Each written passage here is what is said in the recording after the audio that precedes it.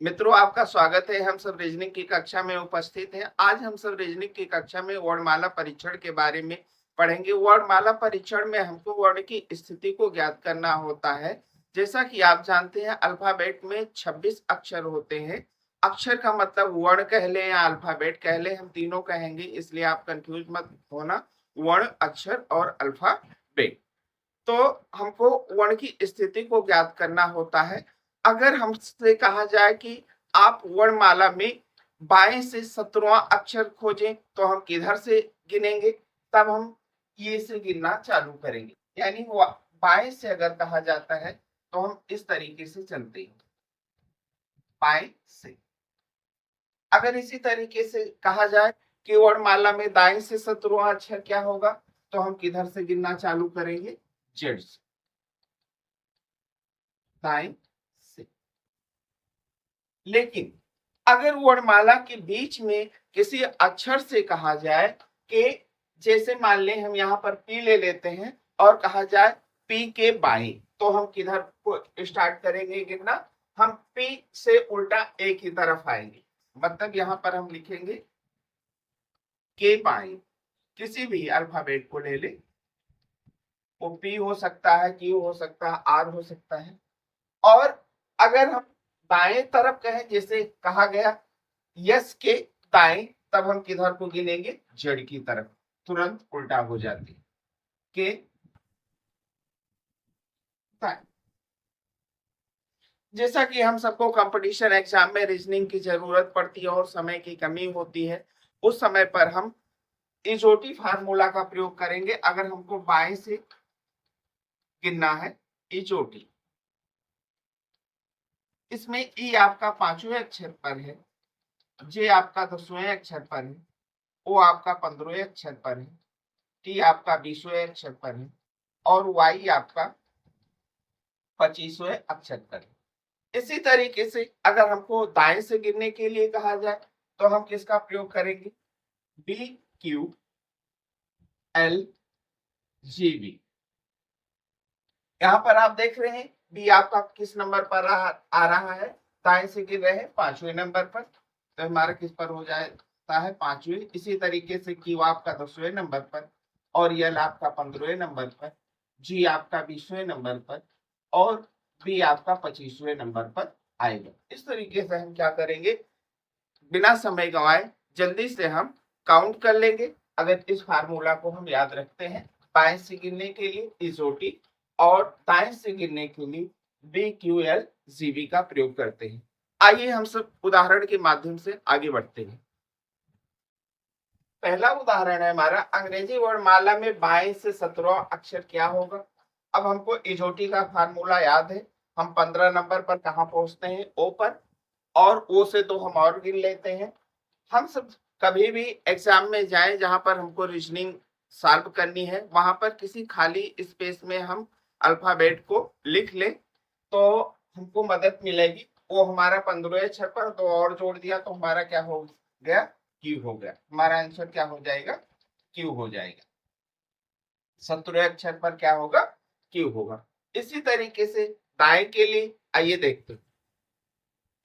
दाएं से गिनने के लिए आपके लिए उदाहरण है, अंग्रेजी वर्णमाला में दाएं से 16वां अक्षर क्या होगा?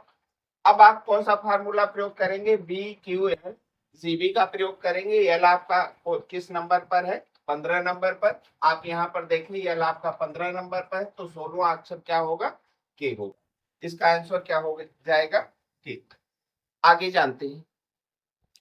यहाँ उदाहरण है आपके लिए, अंग्रेजी वर्णमाला में आपके बाएं से 10वें अक्षर के बाएं चौथा अक्षर क्या होगा? आइए सबसे पहले हम क्या करते हैं? बाएं से गिनना चालू करते हो। कहां तक जाते हैं? 10 तक जाते हैं। 10 पर हमारा कौन सा नंबर पड़ता है? जे पड़ता है। क्या पड़ता है? जे पड़ता है। यहाँ पर हमने जे को इंडिकेट कर लिया। अब कह रहा है के बाएं 10वें अक्षर के बाएं चौथा अक्षर क्या होगा? तो इससे हम क्या करते हैं? 4 और गिन लेते हैं। अब के बाएं हमको वापस आना पड़ेगा। किस तरफ? ए की तरफ आना पड़ेगा, जैसा हमने आपको पहले बताया है। तो हमारा क्या हो जाएगा? 1 2 3 4। चौथा अक्षर आपका क्या हो जाएगा? यफ। चौथा अक्षर आपका यफ होगा। एक बार हम फिर से बताते हैं। हम कह रहा अंग्रेजी वर्णमाला में आपके बाएं से, तो बाएं से गिर रहे हैं। 10वां अक्षर हमारा क्या आ रहा है? जे आ रहा है इजोटी के अनुसार। और फिर कह रहा है कि 10वें अक्षर के बाएं चौथा अक्षर क्या होगा? अब बीच में अल्फाबेट कोई पढ़ रहा और इससे कह रहा के बाएं, तो हम 4 क्या करेंगे? एक ही तरफ गिनेंगे। 1 2 3 4 यफ। इस तरीके से आपका आंसर क्या होगा? यफ होगा। आइए आगे जानते हैं।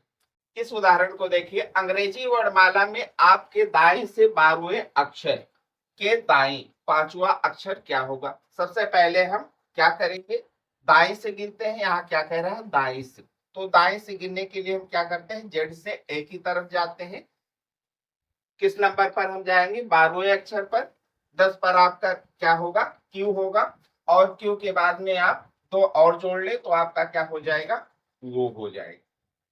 क्या हो जाएगा? वो हो जाएगा। अब फिर कह रहा है के दाएं। अगर के दाएं की बात कर रहा है तो हम फिर वापस जिस अल्फाबेट को कह रहा है उसके हम दाएं गिनना प्रारंभ कर देंगे। हमने 12वां अक्षर क्या लिया? ओ लिया है। और के दाएं 5वां अक्षर क्या होगा? तो आइए 5 गिन लेते हैं। 1 2 3 4 5। 5वां अक्षर आपका क्या होगा? टी होगा। आपका आंसर क्या हो जाएगा? टी हो जाएगा। आइए आगे देखते हैं। आपका अगला उदाहरण है। अंग्रेजी वर्णमाला में आपके बाएं से 11वें अक्षर के दाएं 7वां अक्षर क्या होगा? सबसे पहले हम 11वें अक्षर का निर्धारण करते हैं। 11वां अक्षर हमारा जे के बाद में आएगा। जे हमारा कहां पर है? ये है। और जे के बाद में 11वां अक्षर क्या होगा? के। अब के से हमको क्या करना है? कह रहा है कि दाएं 7वां अक्षर, तो हमको किधर गिनना है? हमको अपने दाएं तरफ गिनना है। कितना गिनना है? 7 गिनना है। 1 2 3 4 5 6 7। 7वां अक्षर क्या होगा? आर। आइए और उदाहरण देखते हैं। आपका अगला उदाहरण है। अंग्रेजी वर्णमाला में आपके बाएं से 13वें अक्षर और दाएं से 10वें अक्षर के ठीक बीच कौन सा अक्षर होगा? आप 13वें अक्षर की बात कर रहे हैं तो आप इजोटी के अनुसार 13वां अक्षर निर्धारित कर लें। इजोटी और V Q L G B. J के बाद में 3 और गिन लें आप। के एल एम। इधर से हम गिन रहे हैं तो यम होगा। अब अगर हम क्या करते हैं?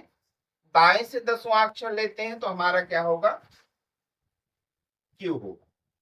इस तरीके से भी आप कर सकते हैं। इसके ठीक बीच में क्या होगा आपका? वो होगा। आप आंसर दे सकते हैं। लेकिन आप इस तरीके से भी आंसर दे सकते हैं। आप बाएं से ही 13वें अक्षर का निर्धारण कर लें और बाएं से जो दाएं के तरफ से 10वें अक्षर की बात कर रहा है इसका भी निर्धारण कर लें। कैसे करते हैं? इसके लिए हम क्या करते हैं? बाएं तरफ से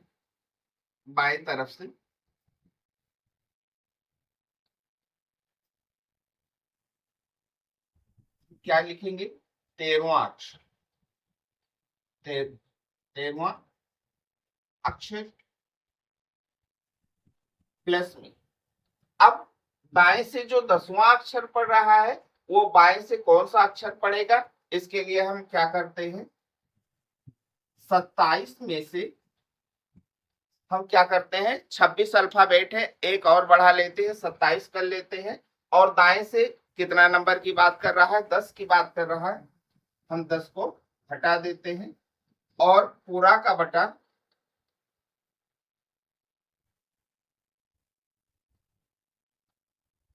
दो कर देते। पूरा का बटा 2 कर देते हैं। अब 13 और 27 से 10 जाएगा तो कितना हो जाएगा? 17 हो जाएगा। बटे का 2। ये कितना हो जाएगा? 13 और 17 30 हो जाएगा और बटे का 2 बराबर में क्या हो जाएगा? 15वां अक्षर।